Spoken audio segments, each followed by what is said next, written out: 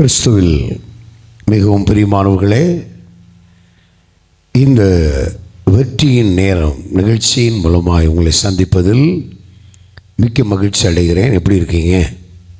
நல்லா இருக்கீங்களா? கழிந்த வெள்ளிக்கிழமை செய்தி உங்களுடைய வாழ்க்கையை தொட்டிருக்கும். கர்த்தர் உங்களோடு பேசியிருப்பார் என்று கர்த்தருக்குள் நம்புகிறேன். கர்த்தர் உங்களை அதிகமாய் தாராளமாய் ஆசீர்வதிப்பாராக. நம்முடைய வாழ்க்கையில் ஒரு வெற்றி உள்ள கிறிஸ்தவ வாழ்க்கை வாழ வேண்டும் என்று கர்த்தர் விரும்புகிறார். அதை எதிர்நோக்கித்தான் இந்த வெற்றியின் நேரம் என்ற நிகழ்ச்சியை கர்த்தருக்குள் வழங்குவதில் மிக்க மகிழ்ச்சி அடைகிறோம். ஆகவே இந்த நிகழ்ச்சியை தொடர்ந்து பாருங்கள். இணைந்து வாஞ்சியோடு விருப்பத்தோடு ஆண்டவருடைய சமூகத்தில் நேரங்களை ஒதுக்கி கவனம் செலுத்தி ஆண்டவருடைய வார்த்தை கேளுங்கள். ஆண்டவருடைய வாழ்க்கையில் பெரிய காரியங்களை செய்வாராக. நாம் ஒரு பாடலுடைய ஒரு சில வரிகளை பாடி கர்த்தருடைய நாமத்தை மகிமைப்படுத்துவோம். கர்த்தர் நமக்கு உதவி செய்யட்டும். ஆமென். வெற்றி கொடி பிடித்துடுவோம், நாம் வீர நடை நடந்துடுவோம் என்ற பாடலை பாடி ஆண்டவருடைய நாமத்தை மகிமைப்படுத்துவோம்.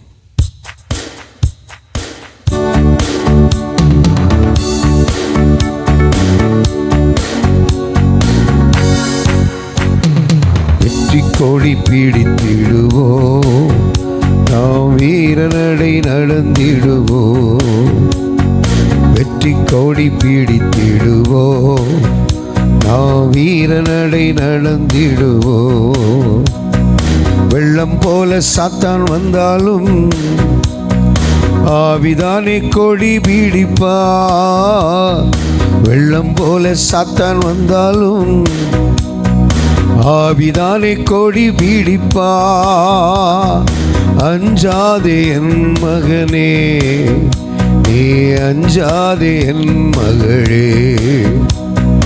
அஞ்சாதே என் மகளே, நீ அஞ்சாதே என் மகளே. வெற்றி கோடி துடித்திடுவோம், நான் வீர நடை நடந்திடுவோம்.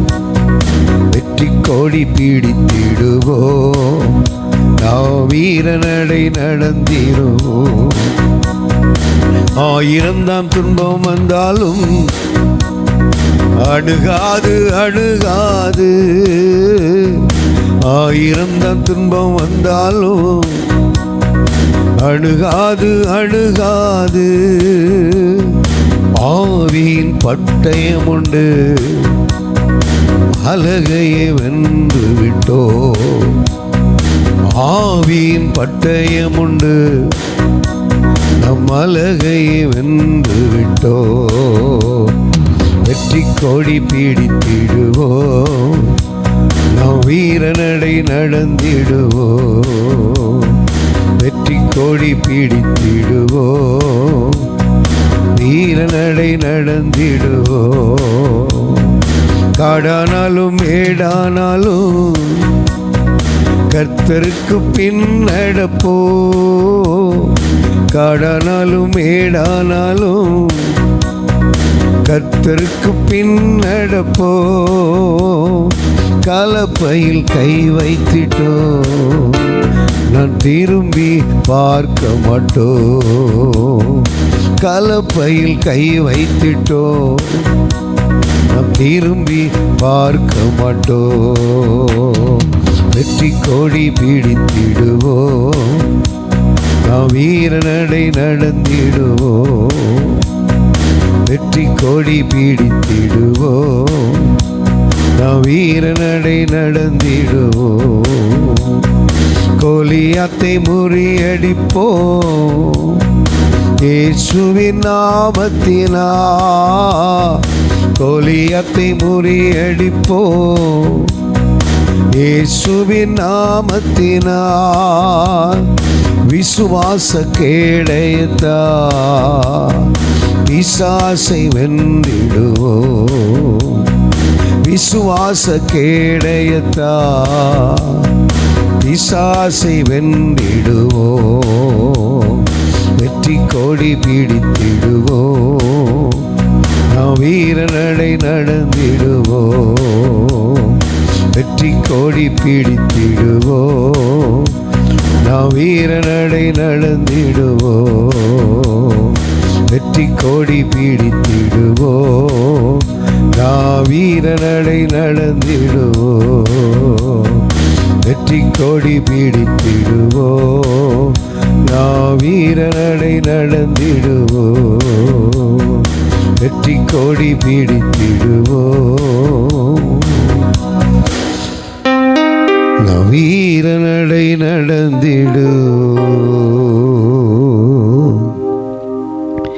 எங்கள் நல்ல பிதாவே, பரிசுத்தமுள்ள ஆண்டவரே, நாங்கள் உமக்கு நன்றி செலுத்துகிறோம்.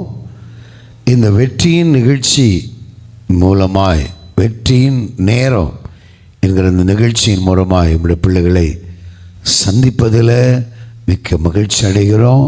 இந்த நிகழ்ச்சியில் கர்த்தருடைய ஆவியானவர் வந்திருக்கிறதற்காக ஸ்தோத்திரம். பரிசுத்த தூதர்கள் உலாவிக் கொண்டிருக்கிறதற்காக ஸ்தோத்திரம்.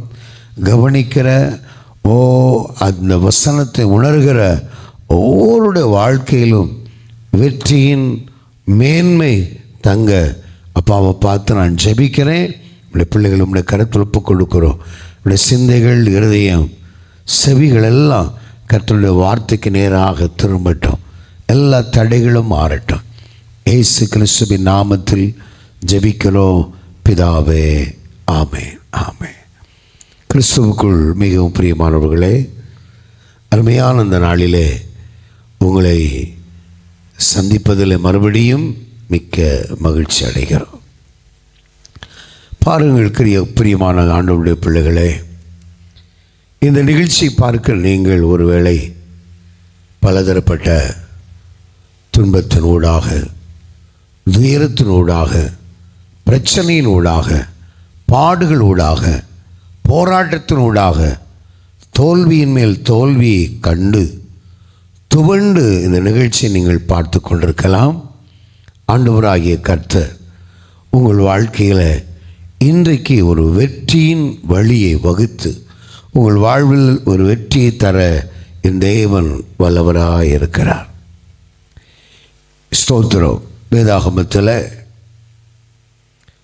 இங்கே லூக்கா எழுதின நிருபம் 5ஆம் அதிகாரத்தை வாசிக்கும் பொழுது ஒரு மனுஷனை பார்க்க முடியும். இந்த மனுஷன் தன்னுடைய வாழ்க்கையில், தன் தொழிலில் தோல்வி உற்று தளர்ந்து சோர்ந்து நலிந்து போதும் என்கிற நிலைமையில் தன்னுடைய ஸ்தோத்திரம் வலையை அலசிக்கொண்டே இருந்தான். இப்படி முழுவதும் பிரயாசப்பட்டான்ல, ஒன்றும் அகப்படாததுனால அதனால சோர்ந்திருந்தான். இரவெல்லாம் தூங்காத அந்த டயர்டு, பிரயாசத்தில் தோல்வியுற்ற நிலை இருந்ததுனால அந்த மனுஷன் சோர்ந்து தளர்ந்து இருக்கிற நேரத்தில் தான் இயேசு இந்த பேதுருடைய அருகில் போகிறார்.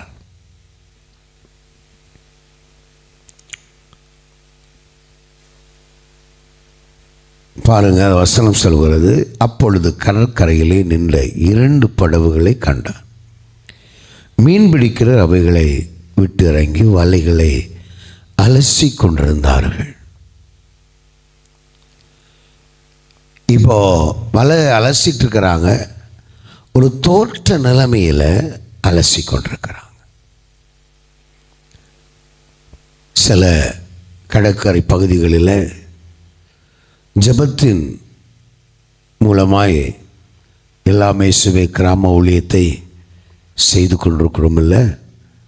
அப்போது கடற்கரை ஓரங்களில் நாங்கள் கடந்து செல்வது வழக்கம். ஒரு முறை கழிந்த ஆண்டில் ஆண்டவர் சொன்னார், நீங்கள் இந்த கடலோர பகுதிகளில் போய் ஜெபிக்க வேண்டும் என்று சொன்னார். அந்த தரிசனத்தின்படி நாங்கள் ட்ரிவாண்ட்ரம் கோவளம் முதல் இங்கே தூத்துக்குடி துறைமுகம் வரை கடந்து சென்றோம். இப்போ இந்த கடற்கரை கிராமங்களில் எல்லாம் போய் நடக்க வேண்டிய இடத்துல நடந்து, ட்ராக்ஸ் கொடுக்க வேண்டிய இடத்துல ட்ராக்ஸ் கொடுத்து சுவிசேஷம் சொல்லி போகின்ற ஒரு பழக்கம் எங்கள் வாழ்க்கையில் இருந்தது. நாங்கள் டீமாக போய் சுவிசேஷத்தை அறிவித்தோம். அநேக அந்த ட்ராக்ஸில் வாங்கினாங்க, அநேக ஜெபிக்க சொன்னாங்க. ஏன் ஜெபிக்க சொன்னாங்க, எதுக்கு ஜெபிக்க சொன்னாங்கன்னா, அவங்க சொன்னாங்க, ஐயா நாங்கள் எங்கள் தொழில் ரொம்ப பாதிக்கப்படுகிறது.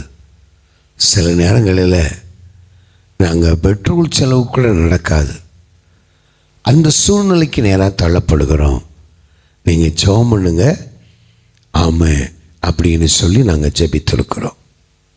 அவருடைய முகத்தை பார்க்கும் பொழுது இந்த தொழில் பாதிக்கப்பட்டிருக்கிறதுனால அவங்க முகத்தில் ஒரு சோர்வான ஒரு சூழ்நிலை, சோர்வுற்ற ஒரு சூழ்நிலையில் அவர்கள் காணப்பட்டார்கள். தோல்வியை கண்டு துவண்ட ஒரு சூழ்நிலையில் இருக்கும் பொழுதுதான் கர்த்தருடைய ஆவியானவர் எங்களை கொண்டு போய் எங்களோடு கர்த்தர் பேச ஆரம்பித்தார். ஜெபித்து வந்தோம்.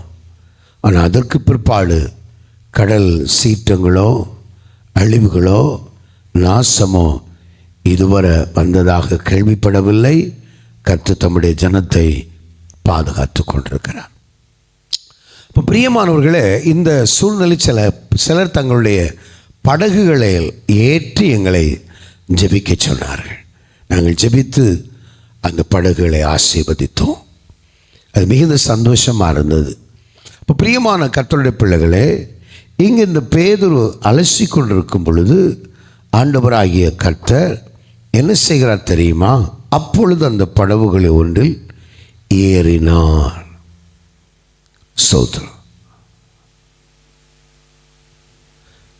அந்த படகில் ஏறினார். அது சீமோனுடையதாக இருந்தது. படகு எதை காட்டுகிறது? நம்முடைய இருதயத்தை காட்டுகிறது.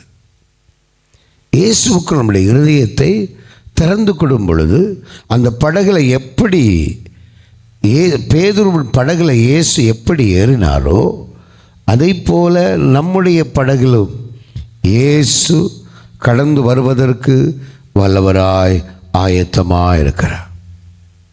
இப்போ இந்த பேதுருடைய படகுல இயேசு ஏறுவதற்கு காரணம் அவன் தோல்வியில் துவண்டு நின்றதுதான் காரணம், சோர்வுற்றது நின்றதுதான் காரணம்.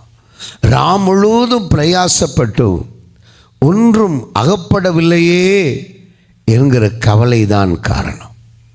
நம்முடைய ஆண்டவர் வருத்தப்பட்டு பாரம் சுமக்கிறவர்களே, நீங்கள் எல்லாரும் என்னிடத்தில் வாருங்கள், நான் உங்களுக்கு இளைப்பாறுதல் தருவேன் என்று சொன்ன ஆண்டவர் அல்லவா?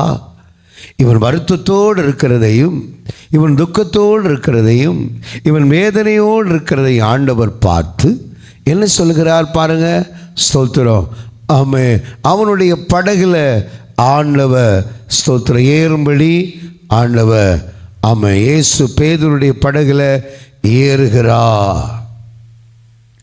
பிரியமான கர்த்தருடைய பிள்ளைகளே, ஸ்தோத்திரம். பேதுருடைய படகுல ஏறின உடனே என்ன நிகழ்ந்தது பாருங்க. ஸ்தோத்திரம். ஆமே, ஸ்தோத்திரம். ஆமே, அது சீமோனுடைய இருந்தது. கரையிலிருந்து சற்று தள்ளும்படி கேட்டுக்கொண்டு அந்த படவில் உட்கார்ந்தார். பாருங்க, இயேசு நம்முடைய இதய கதவை திறந்து கொடுக்கும் பொழுது உள்ள வர்றாரு.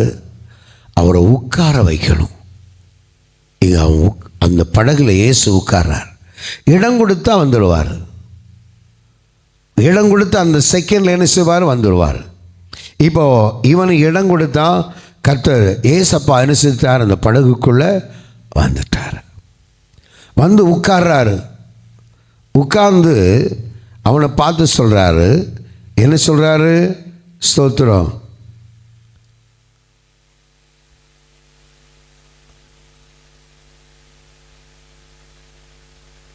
அந்த படகுல உட்கார்ந்து என்ன செய்கிறார்? போதகம் பண்ண தொடங்கினார்.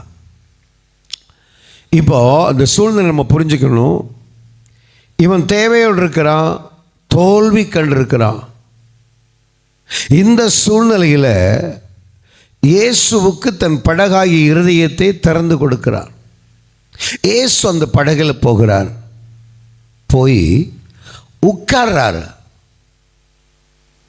இயேசுவை தேவைக்கு மாத்திரம் நம்ம யூஸ் பண்ணக்கூடாது. அவருக்கு இடம் கொடுத்து அவரை உட்கார வைக்கணும். இப்போ உட்கார பண்ணுறாரு, உட்கார்ந்து இருக்கிறாரு. உட்கார்ந்து என்ன செய்தார்? போதகம் பண்ணுகிறார். போதகம் பண்ணுகிறார். ஸ்தோத்திரம். பாருங்க, இந்த சூழ்நிலையில், இந்த தோல்வியான சூழ்நிலையில், இந்த இடுக்கமான சூழ்நிலையில், அல்லது இந்த உபத்திரமான சூழ்நிலையில் நாம் இருப்போமானால், ஒரு ஆள் வந்து இந்த மாதிரி கேட்குன்னா நம்ம என்ன சொல்லுவோம்?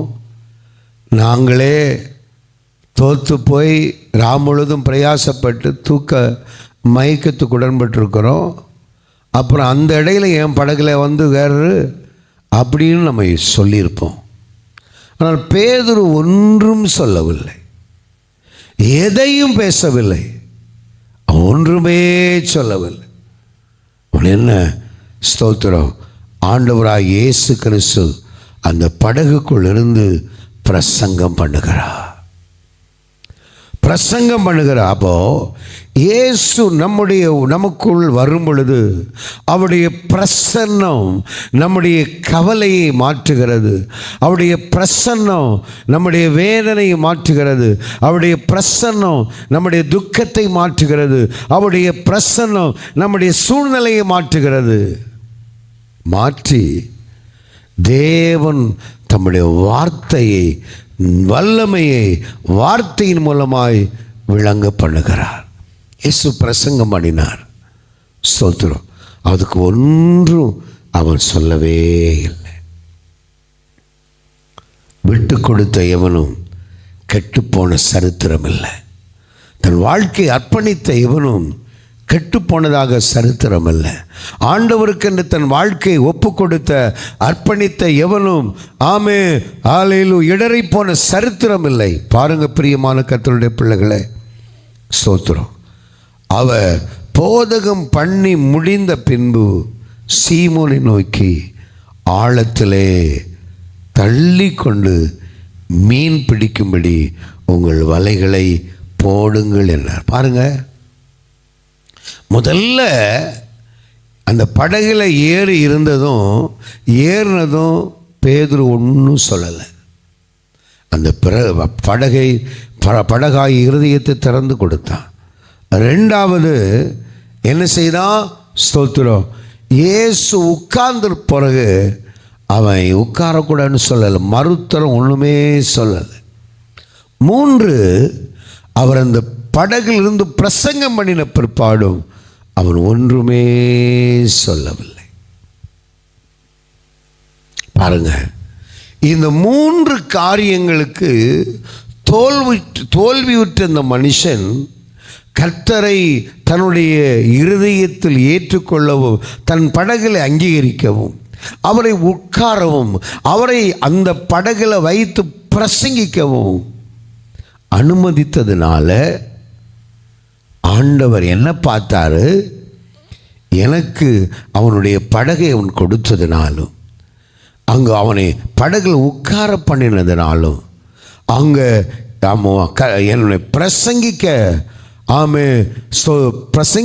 பிரசங்கித்த பொழுது அது மறுத்துரம் சொல்லாமல் அமைதலாக இருந்ததுனாலும் நான் அவனை ஆசீர்வதிக்க வேண்டும் என்று திட்டமிட்டார்.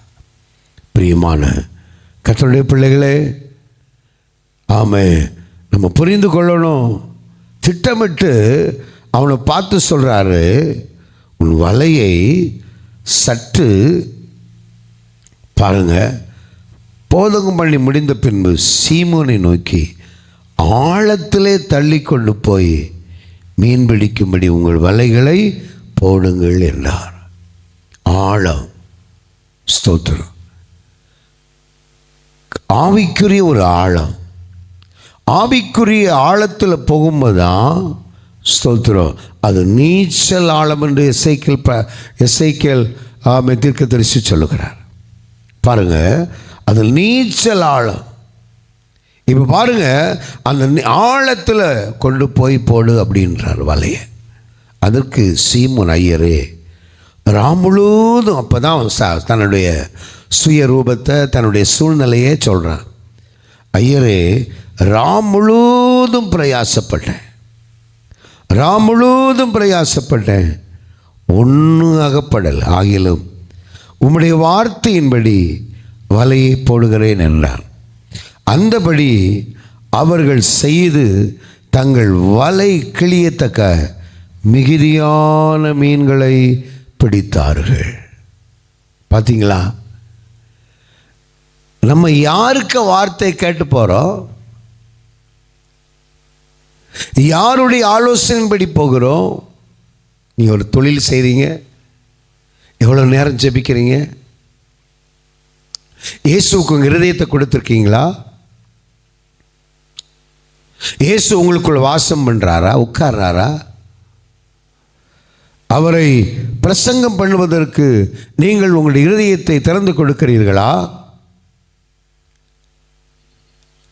அப்படியானால் அவர் உங்களுக்குள் வாசம் பண்ணி உங்களுக்குள் கிரியை நடப்பிக்க உங்களுடைய தோல்வியை வெற்றியான ஒரு வாழ்க்கைக்கு நேராக நடத்த தேவனாகிய கர்த்தர் வல்லவர் என்பதை மறந்துவிட வேண்டாம். இன்றைக்கும் உங்கள் வாழ்க்கையில் சோர்ந்து களைத்து நலைந்து நம்பிக்கையற்ற நிலைமையில் இருக்கிறீர்களோ? எவ்வளவுதான் பிரயாசப்படுறேன், எவ்வளவு பிரயாசப்பட்டு ஒன்று அகப்படலை என்கிற ஒரு கேள்வியோடு நின்று கொண்டிருக்கிறீர்களோ? உங்களை பார்த்து தான் ஏசப்பா சொல்கிறாரு. ஏசப்பா சொல்கிறாரு, ஸ்தோத்திரம், தோல்வியை கண்டு தளர்ந்து போகாத. ஸ்தோத்திரம், வெற்றி உள்ள ஒரு வாழ்க்கை, வெற்றியின் ஜீவிதம் ஒரு வாழ்க்கையில் துளிர்க்கப் போகிறது. வெற்றி உள்ள வாழ்க்கையை வாழப்போகிறாய் என்று சொல்லி ஆண்டவர் உங்களை பார்த்து சொல்கிறார். தொழிலில் தோல்வி அடைந்திருக்கிறீர்களா? ஊழியத்தில் தோல்வி அடைந்திருக்கிறீர்களா? குடும்ப வாழ்க்கையில் தோல்வி அடைந்திருக்கிறீர்களா? கிறிஸ்தவ வாழ்க்கையில் நலிந்து சோர்ந்து இருக்கிறீர்களா? உங்களுக்குத்தான் ஒரு நற்செய்தி. உங்களை உயிர்ப்பிப்பதற்காகத்தான் கர்த்தருடைய ஆவியானவர் இந்த நேரத்தில் உங்களோடு பேசி கொண்டிருக்கிறார். வாழ்க்கை முடிஞ்சு தோல்வி தான் வாழ்க்கை. படிப்பில் தோல்வி, எனக்கு படிப்பு வரல, காலேஜில் படிக்கிறவங்க படிப்பு வரல, எல்லாம் தோல்வி அரியர். அந்த சூழ்நிலை இருக்கின்ற கொண்டிருக்கிறீங்களா? உங்களோடு தான் கர்த்தர் பேசுகிறாரு. இல்லை பிரதர், இல்லை தங்கச்சி, கர்த்தர் உன்னோடு தான் பேசுகிறாரு. இல்லை மகளே, உனக்கு வாழ்க்கை உண்டு என்று ஆண்டவர் பேசுகிறார். இல்லை, தோல்வி அது வெற்றிக்கு அடையாளம்தான். ஸ்தோத்திரம். ஆகவே உன்னுடைய தோல்வியை மாற்றி வெற்றி உள்ள ஒரு வாழ்க்கையை தருவதற்கு ஆண்டவராகிய கர்த்தர் வல்லவராய் இருக்கிறார். பேதுருவுக்கு புதிய வழி ஏற்படுத்தி கொடுத்த தேவன், புதிய பாதை ஏற்படுத்தி கொடுத்த தேவன், பேதுருடைய வாழ்க்கையில் ஒரு மேன்மையான வழியை வகுத்து கொடுத்த தேவன். அவன் ஸ்தோத்திரம் நினைப்பதற்கும் வேண்டிக் கொள்வதற்கும் அதிகமான காரியங்களை செய்த கர்த்தர், பெரிய காரியங்களை செய்த கர்த்தர், ஆமே, உனக்கும் செய்ய வல்லவர். பேதுரு ஸ்தோத்திரம் இப்படி ஒரு வாழ்க்கை சம்பவிக்கும்னு அவன் யோசிக்கலை. இப்படிப்பட்ட ஒரு வெற்றியை காண்மை அவன் யோசிக்கலை. எனக்கு அருமையான கர்த்தருடைய பிள்ளைகளே, புரிந்து கொள்ள வேண்டும். ஸ்தோத்திரம். ஆமே, ஆமாம், ஸ்தோத்திரம், தன்னுடைய படகை கொடுத்ததும் உன்னுடைய இருதயத்தினை ஆண்டவருக்கு கொடுக்கணும். நீதிமொழிகளில் வாசிக்கிறோம், மகனே உன் இருதயத்தை எனக்கு தா, உன் இருதயத்தை ஆண்டவருக்கு கொடு, அவருக்கு இடம் கொடு. வேதம் வெளிப்படுத்துகிற விசேஷத்தில் வாசிக்கிறோம், இதோ வாசற்படி நின்று தட்டுகிறேன், ஒருவனின் சத்தத்தை கேட்டு கதவை திறந்தால் நான் பிரவேசித்து அவனோடு போஜனம் பண்ணுவேன், அவனும் என்னோடு போஜனம் பண்ணுவான். உன்னுடைய இருதயத்தில் அவர் தட்டி கொண்டே இருக்கிறார். தர மகனே, உன் படகாகிய படகை தர, உன் இருதயமாகிய படகை தர, நான் வர்றேன். உன் பாடு மாறும், உன் கஷ்டம் மாறும், உன் துயரம் மாறும், உன் வேதனை மாறும் அப்படின்னு ஆண்டவர் சொல்கிறாரு. இதுவரை ஏசப்பாவை ஏற்றுக்கொள்ளாத ஒரு சகோதரனா சகோதரியாக இந்த வார்த்தை கேட்டுக்கொண்டிருக்கீங்களா? உங்களுக்கு தான் நற்செய்தி. பிரதர், இயேசுவே என் உள்ளத்தில் வாரும், என் படகுல வாரும் அப்படின்னு நீ கேட்டால் போதும், அவர் வருவார். அவர் வந்தால் உன்னுடைய வாழ்வுக்கு இருக்கிற தோல்வி வெற்றியாய் மாறும். சுகண்டிருக்கிற, தளர்ந்திருக்கிற, சோர்ந்திருக்கிற, நலிந்திருக்கிற, கைவிடப்பட்டிருக்கிற, நம்பினவர்களால் புறக்கணிக்கப்பட்டிருக்கிற உன்னுடைய வாழ்க்கையை கட்டி எழுப்புவதற்கு இயேசு வல்லவராயிருக்கிறார். அவனுடைய படகு நிரம்பத்தக்க மீன்களையும், மற்ற படகு நிரம்பத்தக்க மீன்களையும் ஆண்டவர் கொடுத்து இரட்டத்தனையாய் ஆசீர்வதிக்கிற ஆண்டவர். எதை இழந்தாயோ, எந்தெந்த நன்மைகளை இழந்தாயோ அதை திரும்ப தருவதற்கு தேவன் வல்லவராயிருக்கிறார். ஆக நீ ஏசப்பாவுக்கும் இருதய கதவை திறந்து கொடுத்து, ஏசப்பா என் உள்ளத்துலேயும் வாங்கப்பா, என் இதய கதவை திறக்கிறப்பா, என் உள்ளத்தில் வந்து தங்குங்கப்பா. அன்னைக்கு பேதுருடைய படகுல வந்தீங்க, தங்குனீங்க, அந்த படகுலேருந்து பிரசங்கம் பண்ணினீங்க, எனக்குள்ள வந்து என்னோடு பேசுங்க, என் இருதயத்தை தருகிறேன் அப்படின்னு சொல்லி உன்னை ஒப்பு கொடுப்பாயானால் உன் சூழ்நிலை தலைகீழாய் மாறும். இப்பொழுது இருக்கிற நெருக்கடிகளை கர்த்தர் மாற்றுவார், உன்னுடைய பிரச்சனைகளை மாற்றுவார், போராட்டங்களை மாற்றுவார், பாடுகளை மாற்றுவார். உனக்கு ஒரு வெற்றியை தருவதற்காய் உன் அருகாமையில் உன் வாசல் நின்று தட்டி கொண்டே இருக்கிறார். வாசல் கதவை தட்டி கொண்டே இருக்கிறார். திறந்து கொடு, ஏசப்பா வாரும் என்று கூப்பிடு, அவர் வருவார். இயேசுவுக்கு மதம் இல்லை, மனம்தான் முக்கியம். இனம் இல்லை, மனம்தான் முக்கியம். நீ யாராயிருந்தாலும், எப்பேற்பட்ட மனுஷனாயிருந்தாலும் உனக்கு தேவை இயேசு. அந்த இயேசுவை கூப்பிடுவாயனால் இயேசு உன் வாழ்க்கையில் வந்து உனக்கு அற்புதம் செய்வதற்கு வல்லவராக இருக்கிறார். கர்த்தர் உங்களை இந்த வசனங்களாலே ஆசீர்வதிப்பார். உங்களுக்காக ஜெபிக்கட்டுமா? பரிசுத்த பிதாவே, நல்ல ஆண்டவரே, நாங்கள் உமக்கு நன்றி செலுத்துகிறோம். இந்த ஆசீர்வாதமான மனமகிழ்ச்சியான இந்த நல்ல நாளின் ஆண்டவரே, இந்த வேளையில் உம்முடைய வார்த்தையை கேட்கிற ஒவ்வொரு பிள்ளைகளுக்காக ஜெபிக்கிறோம். தோல்வியில் துவண்டு நம்பிக்கை ஏற்று நலிந்திருக்கிற நம்முடைய பிள்ளைகளை உம்முடைய கரத்தில் ஒப்புக் கொடுக்கிற ஆண்டவரே, இதுவரை உம்மை ஏற்றுக்கொள்ளாத நபர்கள் உம்மை ஏற்றுக்கொள்ள விரும்பினால் இன்றைக்கு அவர்களுக்குள் தேவன் பிரவேசித்து அவர்களோடு கூட வாசம் செய்து அவருடைய தோல்விகளை மாற்றி வெற்றி உள்ள வாழ்க்கை வாழ ஆண்டவர் ஒவ்வொருவருக்கும் நீர் கிருபை கொடுக்க வேண்டும் என்று நாங்கள் ஜெபிக்கிறோம். பரிசுத்த ஆவியானுடைய கரம் அப்படி உம்முடைய பிள்ளைகளுடைய வாழ்க்கையில் நன்மையாய் வெளிப்பட போகிறதற்காய் ஸ்தோத்திரம் ஆண்டவரே. ஹல்லேலூயா. இந்த வெற்றி நேரம் நிகழ்ச்சி பார்க்கிற ஒவ்வொருவரை ஆசீர்வதிங்க. வியாதி, பலகீனம், போராட்டம், தேவை, பாடு, தோல்வி, துன்பம், துயரம், துக்கம், பிசாசின் பிடியில் சிக்கி தவிக்கிற அத்தனை பேரையும் கர்த்தர் அபிரதமாய் ஆசீர்வதித்து வழிநடத்த வேண்டும் என்று நான் ஜெபிக்கிறேன். நம்முடைய கரங்கள் ஒப்புக் கொடுக்கிறோம். இயேசு கிறிஸ்துவின் நல்ல நாமத்தில் ஜெபிக்கிறோம் ஜீவனுள்ள நல்ல பிதாவே. Amen, amen. God bless you. மீண்டும் சந்திப்போம். அதுவரை உங்களிடத்தில் விடைபெறுவது உங்கள் போதகர் pastor Kanavoor Christudas. God bless you. Thank you.